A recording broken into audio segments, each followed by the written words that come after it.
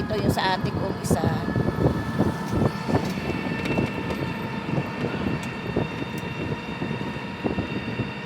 Sabi ng apo ko, punta raw ng SM. Alam ko, mag-iikot-ikot lang po kami.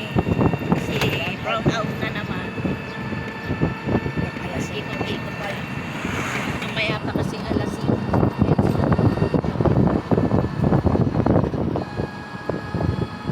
Nandun sa likod yung aking anak at saka yung aking apo.